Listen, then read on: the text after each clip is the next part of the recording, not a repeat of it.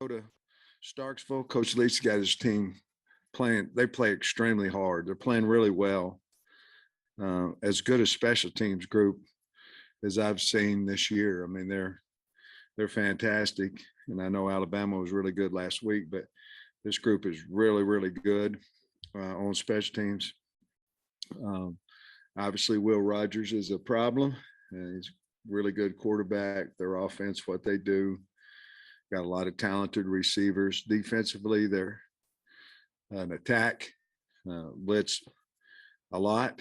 It seemed to be working for them, but they play extremely, extremely hard and well coached. And there's a reason they're 4-1, ranked in the top 25. They've got a really good football team, but we're excited to go play them. Coach, how do you guys get things turned around on defense? Obviously, a lot of struggles there in the fourth quarter against Alabama and an offense here in Mississippi State that can put up a lot of points. What was the first part of that? How do you get things turned around in such a short time? Well, we've got to get some people. We got to get some guys back a little bit. We've been beat up. It seems to me like pretty much all year, and we just have to continue to work on it. Man coverage has been a problem for us, especially if we don't get to the quarterback. It's been a problem for us, and we just have to continue to we have to be in position better. We certainly the explosive plays we've got to limit them. We have to be comfortable with keeping them in front of us and hoping we can have a pass breakup or get a guy on the ground. Our tackling and our secondary woes has got to improve. We've got kids that'll fight back there and work at it. So they are a big challenge, though. Yeah. Offense continued to battle. Had a few struggles down there in the red zone, but we got to ask the status of KJ Jefferson since he didn't go back in on Saturday. Well, he had some mild symptoms, and those are things that our doctors look at, saying, each kid's a little bit different of how they react, and we've had guys back within 3 or 4 days. We've had guys out for 27 days. So he's kind of a wait and see, to be honest with you. Having almost all your road games, here in a row in the same month, does that change the approach at all, or how difficult is that? I think what changes your approach is the health of your team and basically who you're playing. I know last year, I think we had maybe 3 home games in a 5-game, 5 in a row. 3 of them were home, but yet we were on the road, all but one of them. So that kind of changed a little bit when we were 4 out of 5. Our practices changed a little bit. We might have went in spiders on a Monday instead of shells and things of that nature. But I think right now we're a team that we've got to go, continue on the fundamentals and things of that nature. So I think we're going to stay probably pretty much status quo with what we've done. Last week we went in spiders. I don't think we're going to do that this way. I think we'll go shells today, but I think we'll pretty much stay routine this week for this game. And then I think your first win here was at Mississippi State in 2020, and obviously, limited crowd size then, but just what do you remember about that first win, and how will this year be different for you going in there again? Well, I remember finding out we hadn't won a SEC game in a long time after the game. I remember because everybody was so excited, and things of that nature. And you're right, there wasn't hardly anybody there because of COVID. Remember the excitement of the locker room and all those things. But we played a good game. They had scored 44, I think, on LSU the week before, and played a really good game on defense and made enough plays on offense to score. I think it was 21, and it was enough to score. But it was certainly a good feeling, and my first game ball and all that kind of stuff. It was exciting. You spoke about the double cloud coverage, but this is one of the teams that it kind of worked against. So I'm wondering, you got a mix in this game. What maybe you want? Well, you want to do? I mean, it, to be honest with you, and I'm not contradicting, but we won 9 games last year doing it, so it worked. However, we also got exploited by some teams that could run the football and big, like Georgia, some of those guys and things of that nature. So certainly we'll look at that, this week. Played a lot of it last year as well. I'm sure they'll be ready for that if we choose to go there. But I still think that we have to be multiple, but certainly we have to understand we've got to keep people in front of us and get them on the ground, and we've got to get better at that. So zone coverage at times can certainly help you with that. Just confirming, that means KJ's in concussion protocol. I didn't say that. Anybody else? If Cade Fortin, what was your evaluation of Cade's snaps the other night? And if he has to play, what strengths does he bring to you? Well, we're very confident with him, Tom, in practice. He's done really well in the 2-minute situations. He's a good quarterback, and he has experience. We also believe in Malik. So if anything happened there, we still think we have 2 really good quarterbacks that they're certainly different, even though Cade can run a little bit as well. He would probably be looked at more as a passer and Malik more as a runner, but that's really not true. They both can do either. Sam, you guys just played A&M, so you're obviously familiar with their personnel. What did you think of what Mississippi State was able to do to them? Beat them. I know they forced 4 turnovers and beat them pretty decisively. That would be a big deal in the game. I mean, A&M goes down to the 5-yard line and fumbles, and they kick a field goal, and it goes back for a touchdown. And then their starting quarterback got hurt, and there's a lot of things that happen. All those things happen because Mississippi State made them happen. I get that, but it was a tight game there, and basically on the field goal that was blocked back for a touchdown, kind of put the game out of hand. But they play so hard. This is a really good football team, and they play so hard, and obviously they can score points. But they're going to cause you problems on offense if you're not ready for all this movement and all the blitzing that they do and all this total blitz that they do.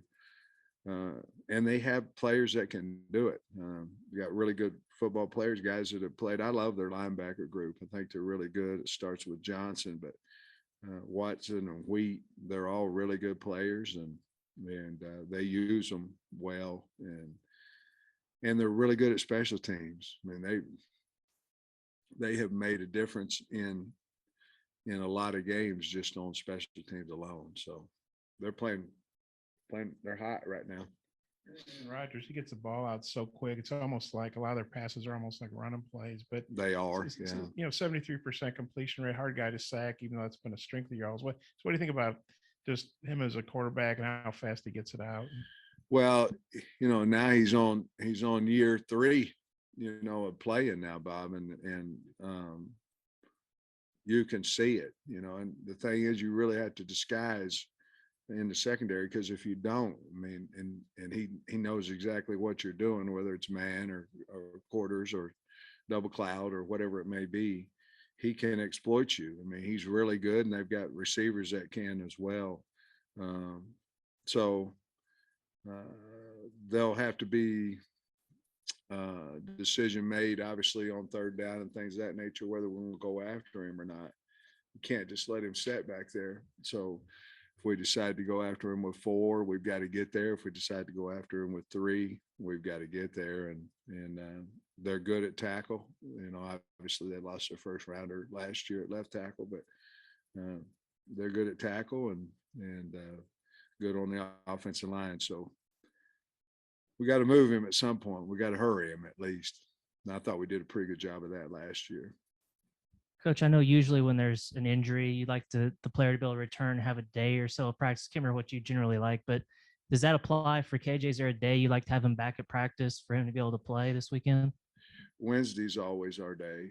They have to do something on Wednesday or we pretty much count them out for the game. Wednesday's that day. And you mentioned that Fortin's been your number 2 quarterback for a few weeks now. What is Malik's role going forward? And does he maybe do more receiver, or how does that change for Well, him? he's a quarterback. I mean, he's a quarterback as well. Certainly the plan for him to play wide receiver has not been even what I thought it would be. But the plan is for him to play quarterback. Coach, I think that's back-to-back weeks now with the touchdown catch for KJ Jackson.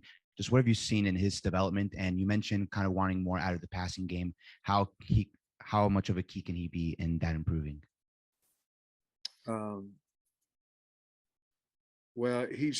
I didn't get the second part of that, but Keytron is one of the most improved guys on the team. I mean, he's always been a good player, but he seems to be coming into his own, catching hard passes, getting open more. He's always been a great blocker, a hard effort guy. But I think he's one of the most improved guys on our team. He's playing with confidence now, and there's a little bit of that because he was starting in fall camp, and I think Matt beat him out, and he didn't, there's a big lesson learned there. He didn't go on the tank or anything like that. And now he's playing even better ball than what I thought he would at this point in time. And I think he's got a lot of upside. I'm sorry, I didn't hear the second part. Was he had an explosive play against Missouri State, also against A&M. I think you mentioned something about wanting more out of the passing game. How much of a key can he be in that? Well, I hope he just keeps getting better and better and better. A lot of times your passing game dictates a little bit about how you're running the ball and things of that nature, but it also, dictates to who you're playing, and if teams are able to man cover you because they've got really good corners like Alabama did, it makes it much more difficult. You can find a little more spaces in zone coverage. And certainly you can exploit corners that you feel like you're better at. I thought Alabama had really good corners. So therefore we weren't able to, and we weren't throwing and catching it. We weren't throwing it as well as what we had in the past either. But I think he's going to be a big part of that. And we have to air the ball out more than what we have, even though I think we're running it well, but we've got to open up our offense a little bit more.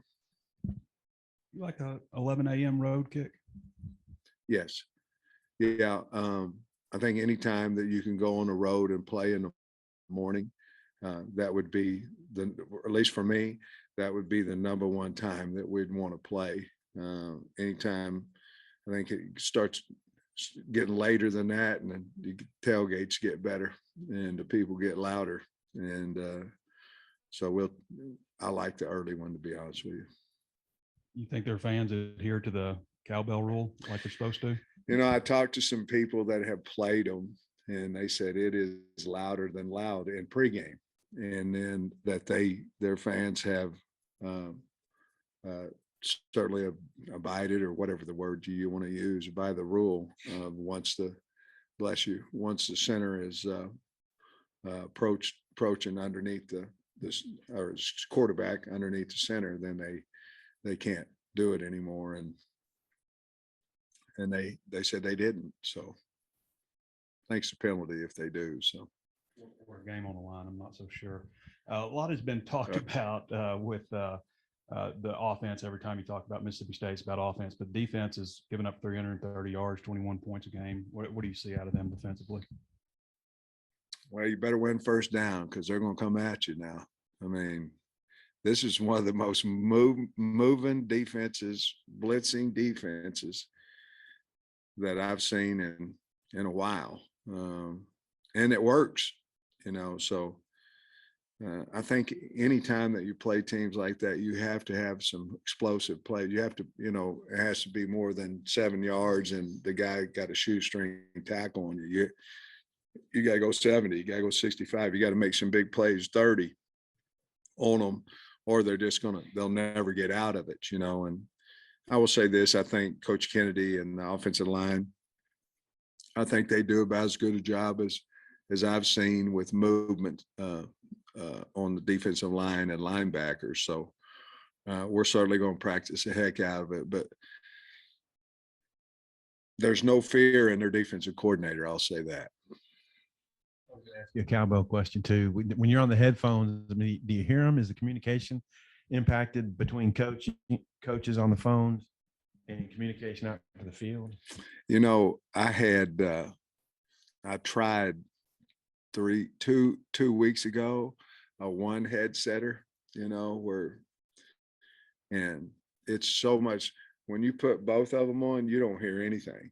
You just hear the guys, your communication with your coaches and all that. But when you take one off, you hear all of it. And I had it on there until we got ready to have the opening kickoff. And I said, no, I can't. So it muffles everything. Oh, and the status of Warren and Slusher. What do you feel about those two? I think Slusher, I would think he's a little more beat up, a little worse than Warren. I think Warren, we'll see what he can do at practice today. Slush, I think that's going to be a wait and see. We'd probably know more on Wednesday, about what his status will be, but that calf's jacked up a little bit. You mentioned it a little, but when teams are coming at you, max blitzes and things, what are the keys to defeating that? What do you have to do? Well, I always thought, when I was a line coach, I used to always think it was, recognition of the quarterback and the O-line. And I still think that's a big part of it. But if you ever look at it, and your receivers are the ones that have to understand it, because you can't. Total means they have one more than you do, no matter what. They have another guy and they're man covered. Now, if your back went out, you might could take a guy with him, but total means they have one more than you, and it's hot. It's automatic hot. It's only blitz really you can't pick up. And the wide receivers, if they're running, let's say they're running, either a corner, or they're running a post, or they're running a comeback. Well, there's no time to get to the comeback part of it. So the wide receivers have to be aware that that's happening too. And then obviously you want to get as many people to the middle of the field as you can, because that's where it's vacant. And so I think all of them do, but I used to think it was just the line and the quarterback, but I think it's so important that the wide receivers understand it as well. I know he's been dressed out the last couple of games. I don't think we've seen Jashad the last couple. Is he healthy? I hope so. He hasn't been. We're going to find out a little bit more today. Take him through some Indy and see how far that goes. But he hasn't been, no. And how is Malik handling all this, Hornsby, with getting replaced as the number 2 guy, and then not, as you said, getting as many reps at receivers you may have thought? How's he handling it? Well, there's situations too now. I mean, we were behind. Fortin's kind of the guy that is what I would call the passing. He's been in games. We were behind. There's a lot more that goes into it, more than just who we put into the game. But Malik's handling it fine. I visited with him today, and he's fine. He'll be fine. You said last week that you'd like to see Rashad Dubinion get some more touches. I think he had the second most snaps of the running backs. What do you think of him against Alabama? Well, I thought he ran as unfortunate. We had the fumble, and he had a really nice run on that one. But mistakes happen. We certainly don't want him to. He doesn't. More importantly, he doesn't want him to. But I think he's just growing. I think he's getting better and better, and he's a fine running back, and we trust him. We put him back in the game, after that, and so we're going to try to continue to move him forward and carry the ball a little bit more, even this week. I feel like everybody's bounced back mentally from the way the Texas A&M game loss, happened, and then of course this game for next week. You feel like? Yeah, I think so. I mean, we were slow Saturday in the first half. We had a slow start, and as a coach, that's your responsibility. And then of course we had a fast start in the third quarter, but we had a slow start. So all those things you think about, Alabama is the number one team in the country, so you're not, unless they get beat, they're going to be number one. So you're done with number one. So now we're going to play top 25s every week. You know what I mean? But that was a good football team. They're good, and we were fortunate and came back within 5 there and had a chance to get the ball, and have an opportunity maybe to take the lead there in the fourth. But so I think if trade, I'm trying to answer your question long, but I think if there was a lag from A&M, I think we got over it, but it might have took us a half to get there. The rest of that was just them making plays and us not being able to get them on the ground and misfitting some things. But no, I think we'll be okay. We lost 4 last year. We're at 2 right now, and I'll talk to the team about that, and see if we can't go beat Mississippi State. Torture everybody's ears this week in practice with cowbells piped in, all that stuff? Well, that's probably the plan. We're only going to do it in team settings today. We're going to cut them some slack during 7-on-7, but team settings, we certainly will. I think I got this right. Mississippi State's outscored opponents 52-7 in the first quarter. What do you make of that? And I guess what kind of premium does that put on getting off to a good start? Well, obviously they've been well coached, and their game plan is against what they're seeing. And it seemed to me like they're well prepared on both sides of the ball, obviously, to give up 7 for the year in the first and score 52. But I think a lot of that too is their offensive system has been identical for 3 years in a row now. Their quarterback's been back for 3 years in a row now. And defensively, I know the coordinator's been there at least 2, and they've got some older players, the guys that should be ready when it kicks off. So they've just done a great job of getting them prepared, I think. In the league for 3 years. I'm thinking y'all didn't know each other before that, but just wondering, being at meetings now for multiple years, how well have you got to know him? He's obviously kind of known for being a little different guy. Yeah, he's a great guy. I knew him a little bit when we had gotten fired at Oklahoma. He came to Oklahoma as an assistant, and I met him there just briefly. Obviously, I wasn't still employed, but met him there briefly. And then he's just a really quality, really good dude, really great guy, and obviously a great coach and a wonderful offensive mind as well. But I really like him. I respect him, and he's been good to me in the meetings and the conversations I've had with him. And just looking at some of Mississippi State's passing numbers or the receiving numbers, they've got like 5 pass catchers right around the 20 catch mark. How do you kind of plan for that balance there? Well, you just have to stay balanced. I mean, they've got, it's not like, maybe us last year where, guys knew where Burks was and you're going to throw him the football.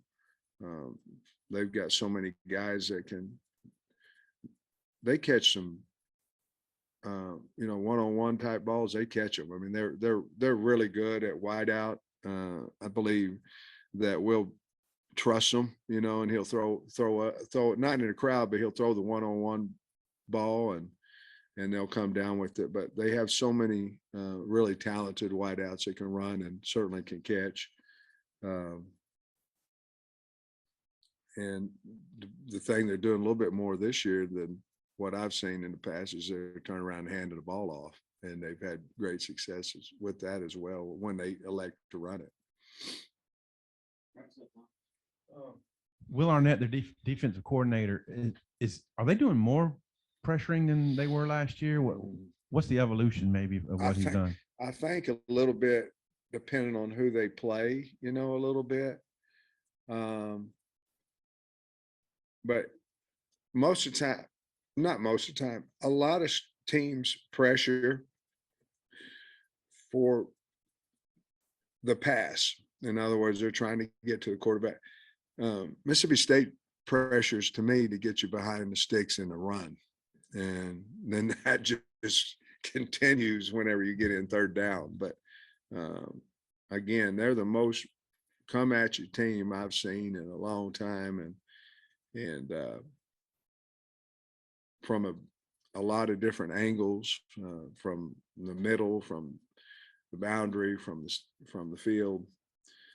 But I think they're a run pressure team is what I think. And they've had really good success with it. On the 77-yard scramble, Jordan Dominic got kind of hung up. Are you send in a few plays to the conference office kind of guy? We did. And now I'm not a little baby about it either. I mean, I know, you know, what we're going to get back from the league as well. So if I don't think we can win, I don't send in 20. But if I don't think, and you're not really winning anyway, you're just getting a, yeah, you were right, or no, you were wrong, you know, type deal. But we always send somewhere probably between 3 and 7 a week that we send in, and they're good enough to look at it, review it, and send us back a voiceover of what their thoughts were on it. Thanks, Coach. All right, guys.